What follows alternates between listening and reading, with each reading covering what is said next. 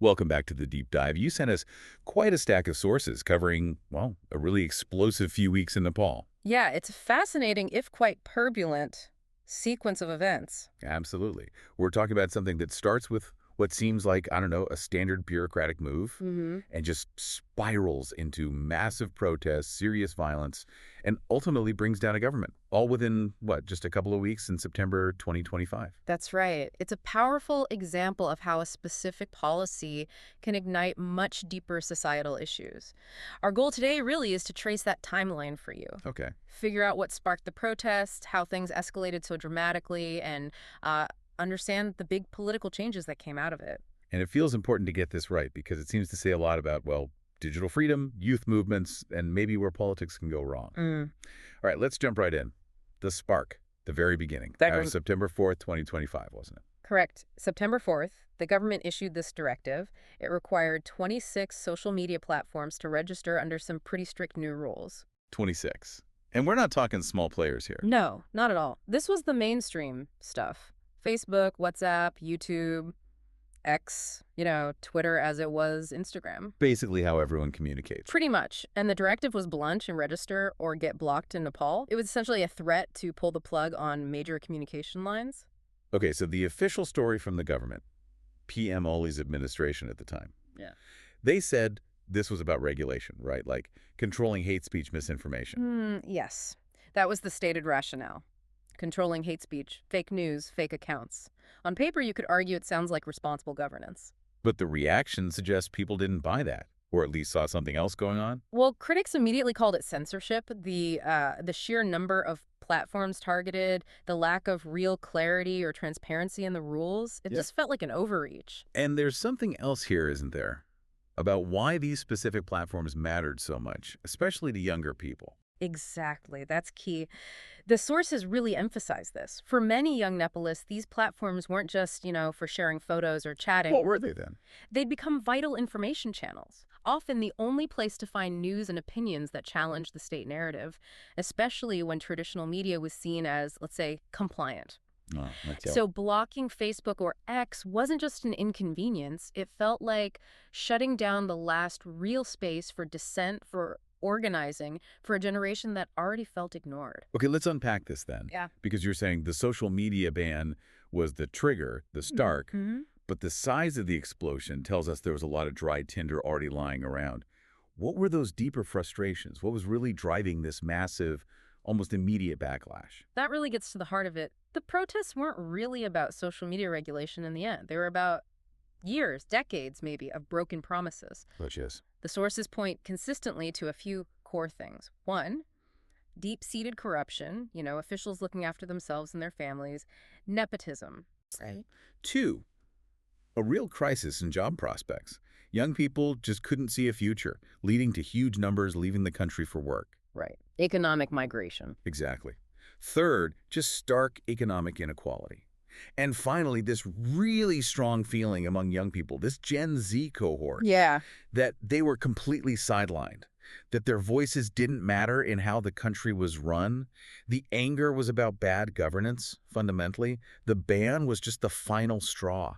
That makes sense. It explains the speed, the intensity, because the protests started almost immediately after the ban, didn't they? Just 4 days later, the directive was the fourth. Mass protests erupted on September 8th. And yes, overwhelmingly led by students, by young people. And mainly in Kathmandu, the capital. Primarily in Kathmandu, yes. Right. They gathered near symbols of power, like the Parliament building. We read about places like Madikar Mandala. Which is a significant spot. Very significant. It's historically a place for major political expression. They weren't just randomly marching. They were trying to physically breach barricades to confront the government directly. And the government's response. The sources paint a pretty grim picture. How bad did it get? It escalated incredibly quickly. It went beyond standard riot control. Tear gas, water cannons, even rubber bullets toward something much more severe. Wait.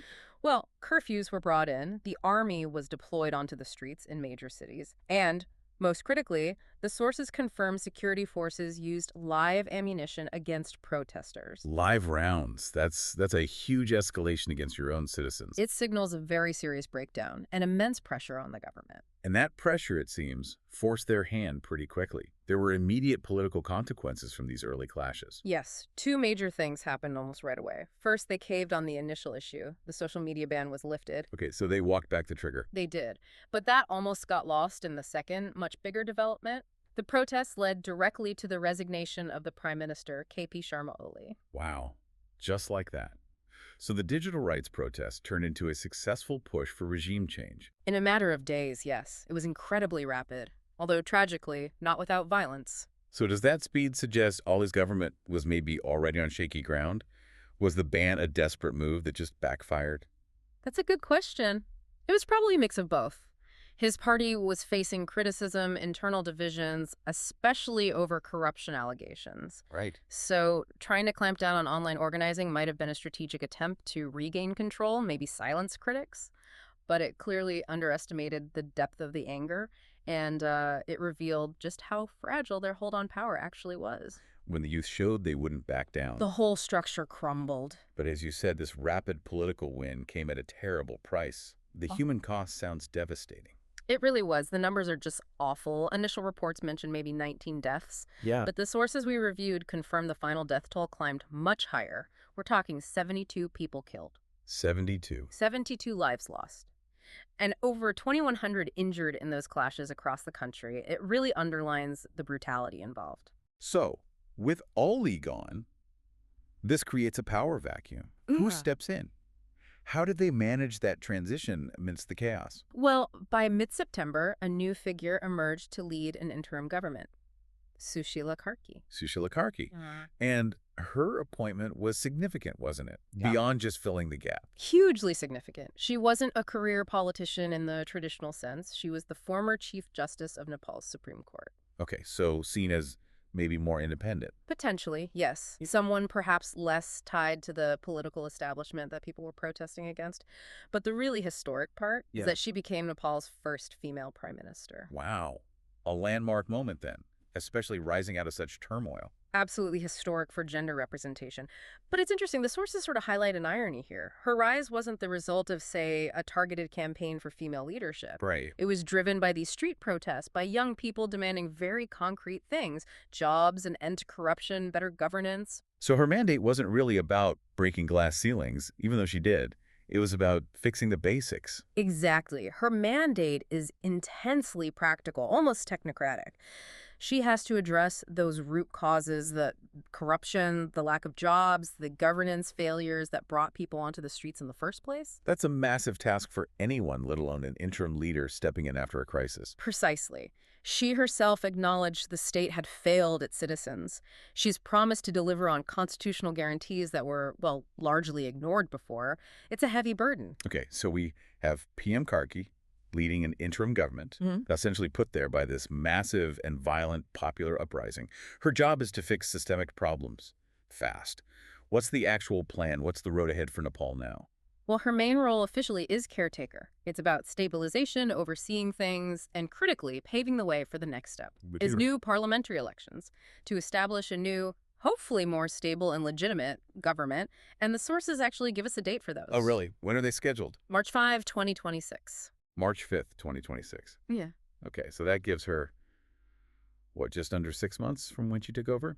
That's not a lot of time to tackle decades of problems before facing the voters again. No, it's an incredibly tight timeline. Very challenging. So if we kind of zoom out from the specific events, what's the big takeaway here? What does this whole episode tell us, based on the sources you looked at, about, say, digital rights and real-world politics? I think the clearest lesson is how interconnected those things are now. The moment the government tried to shut down those digital spaces, the spaces where young people were organizing, sharing information, expressing dissent, all that pent-up anger about the real-world problems, the economic hardship, the corruption, it just spilled over uncontrollably into the physical streets. The tech policy wasn't the cause of the crisis. It was the trigger that exposed a fundamental weakness in governance. So it instantly shifted the conversation. Completely. It went from arguing about a specific internet regulation on September 4th to a full-blown demand for government accountability and regime change just days later. starting September 8th. Fueled by youth anger, leading to tragic violence, 72 deaths, but ultimately forcing that leadership change. Installing Sushila Karki, the first female PM. A really dramatic arc. A profound transition, yeah. Born from sacrifice, carrying this fragile hope for genuine reform. Which brings us to a final thought, something for you, the listener, to maybe chew on. We see the root causes, corruption, jobs, inequality are really deep systemic issues. PM Karki's government is interim. Its main job is stability and transition to elections on March 5th, 2026. Right. So the question is, what challenges does that short time frame and the interim nature of her government pose for actually fixing those deep-seated problems before the country votes again? How likely is it that fundamental systemic change can really happen under those conditions? It's a huge question mark. It's going to take immense political will and probably more time than they have. It's indeed a monumental task on an almost impossible timeline. Thank you for sharing all these sources with us. This has been a really illuminating deep dive. Glad we could unpack it. We'll catch you next time.